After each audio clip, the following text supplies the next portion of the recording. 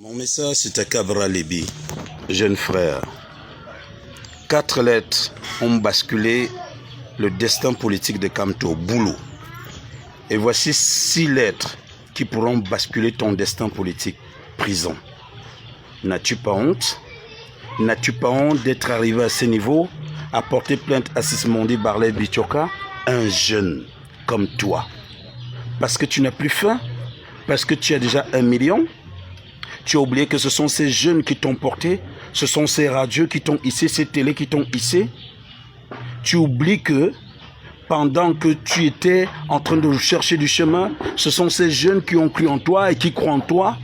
Mais depuis que tu multiplies des erreurs, j'avais dit il n'y a pas longtemps que le fait de te rapprocher de ce monsieur, tu porteras toute la poisse, toute la malchance.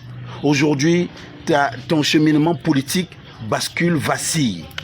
Mon cher frère, même Kamto n'a jamais porté plainte à un journaliste, n'a jamais traîné un journaliste devant les juridictions.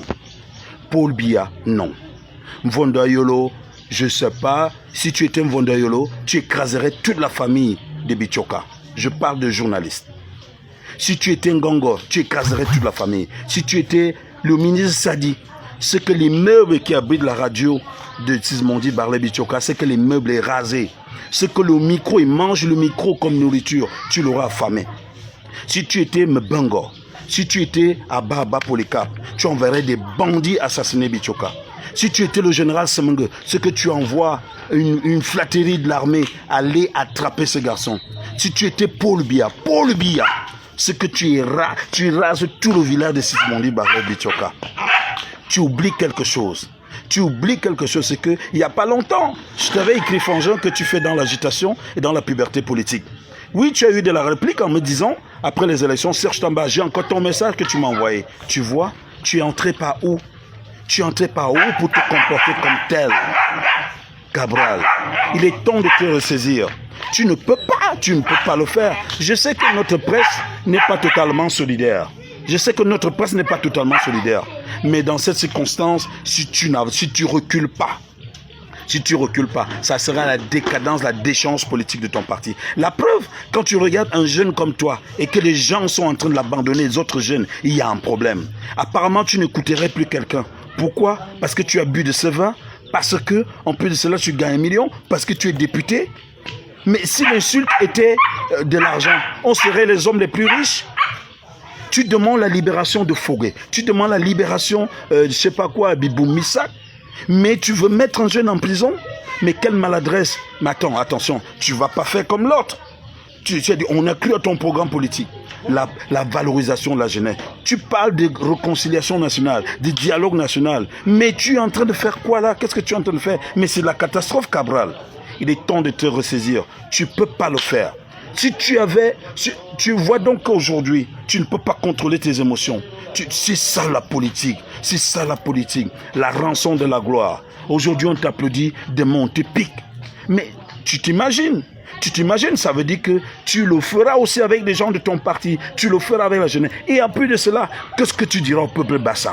Tu diras quoi au peuple Bassa? Que tu as envoyé Bichoka en prison, ça sera un trophée, ça sera un diplôme. Ça ajoute quoi à tes diplômes? Ça ajoute quoi à tes diplômes? Ce sont ces jeunes qui sont mobilisés. J'étais parmi lorsque ces talibans t'attendaient à Paris. Tu cherches la sympathie des talibans, mais c'est regrettable pour toi. Et tu demandes la libération de tel, Hein? Attends, mais ça va pas, non?